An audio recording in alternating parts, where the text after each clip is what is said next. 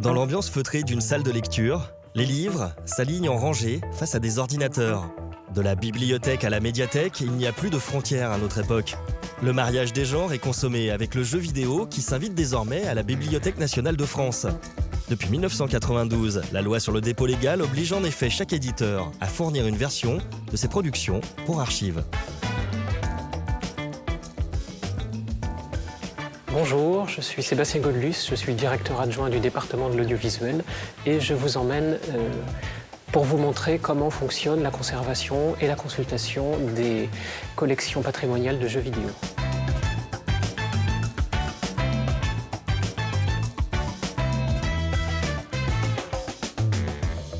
Je vais te faire rire un petit peu, elle est très belle cette Game Boy. Voilà.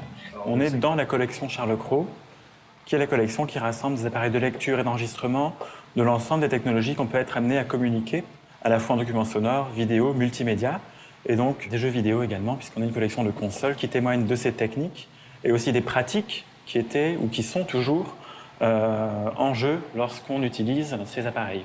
On se trouve dans un magasin qui a été aménagé en réserve visitable pour justement pouvoir répondre aux demandes de chercheurs, puis également aux demandes de groupes, d'universitaires, d'étudiants de master, de doctorants, de collectionneurs, d'associations.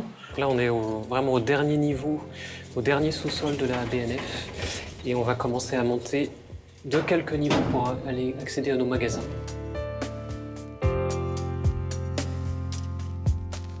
Donc là, on est dans un magasin qui conserve des collections du département de l'audiovisuel, qui conserve aussi des collections de jeux vidéo sur différents supports, qui ne sont pas reconditionnés dans des boîtes spécifiques, donc qui sont encore visibles.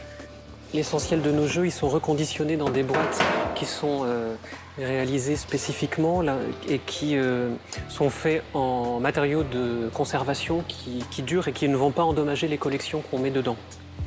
Donc là, par exemple, on va se retrouver sur des cartouches pour Sega, pour la Mega Drive.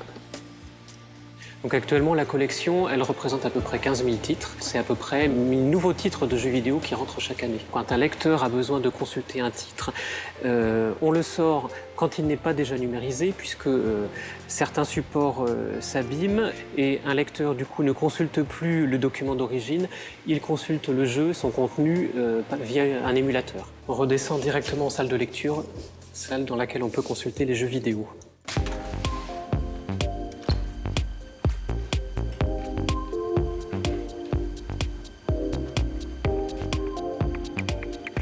Ici, on est dans la salle de lecture niveau recherche du département de l'audiovisuel, salle dans laquelle on peut consulter notamment les collections anciennes de jeux vidéo. Et on enrichit aussi de collections étrangères pour des segments de collection qui nous semblent intéressants de documenter ici. C'est en particulier vrai pour les jeux vidéo japonais, qui est vraiment un segment d'édition qui est extrêmement dynamique, mais dont une bonne partie n'arrive pas ici. Donc on en achète aussi à l'étranger. On se retrouve face à un ordinateur actuel, mais sur lequel on va pouvoir consulter un jeu ancien. Donc là, typiquement, on est sur le Prince of Persia des années 90, qu'on a numérisé, donc qui se présentait sur disquette. L'expérience de jeu va être un peu différente de celle qu'elle était quand elle était sur le matériel d'époque. Comme nous, on est vraiment dans une optique de conservation pérenne, c'est un parti pris qui est adopté à la Bibliothèque nationale de France. Il y a aussi une partie grand public, ce qu'on appelle le Haut-de-Jardin, sur ce site-là, dans lequel peuvent accéder n'importe qui à partir de 16 ans, sachant que cette partie-là est même d'ailleurs gratuite à tous les publics à partir de 16 ans, de 17h à 20h. Donc nous allons nous y rendre.